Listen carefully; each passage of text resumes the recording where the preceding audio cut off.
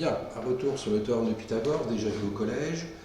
Donc, pour appliquer le théorème de Pythagore, on se place systématiquement dans un triangle rectangle et on identifie les différents côtés. Ici, dans le triangle ABC, l'angle droit se situe au sommet B, donc ABC est un triangle rectangle en B.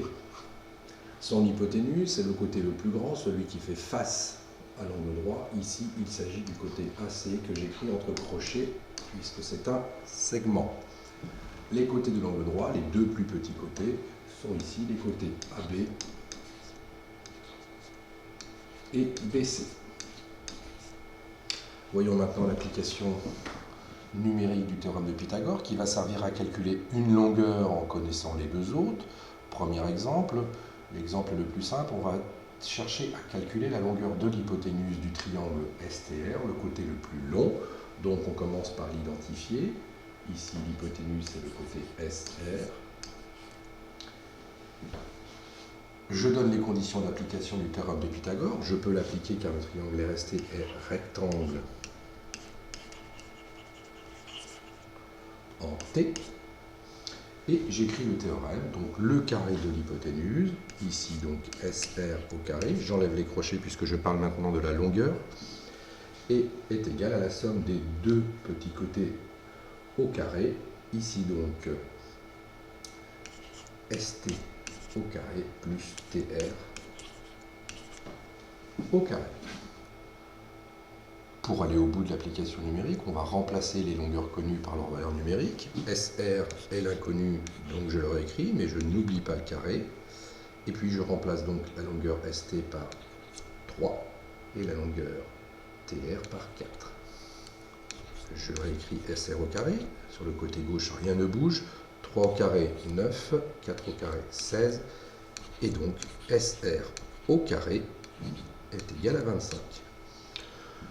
C'est donc bien la longueur SR au carré qui est égale à 25, donc il faut, pour connaître la longueur SC, passer par la fonction racine carrée de votre calculatrice. Donc SR sera égal à la racine carrée de 25, ce qui nous donne 5. Voilà pour ce premier exemple. Passons au deuxième.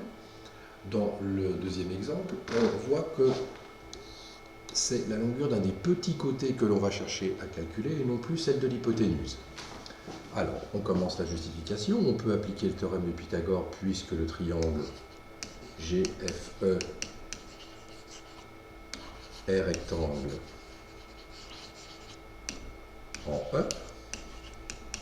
Et j'écris le théorème de Pythagore comme je l'ai vu dans l'exemple précédent, en identifiant d'abord le côté le plus long. Ici, le côté le plus long, l'hypoténuse c'est GF. J'écris donc GF au carré est égal à GE au carré, qui sera mon côté inconnu, plus EF au carré.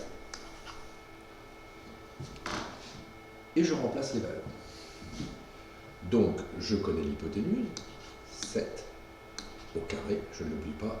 GE, c'est mon inconnu, je le réécris. Et enfin, EF, je le connais, 4, et je n'oublie pas le carré. Je calcule, 7 au carré, 49, GE au carré, je n'y touche pas. Et enfin, 4 au carré, ça fait 7. Alors, c'est là qu'il y a une étape supplémentaire par rapport à l'exemple 1. Il s'agit maintenant d'isoler mon inconnu qui se trouve dans le membre de droite, mais il n'est pas tout seul.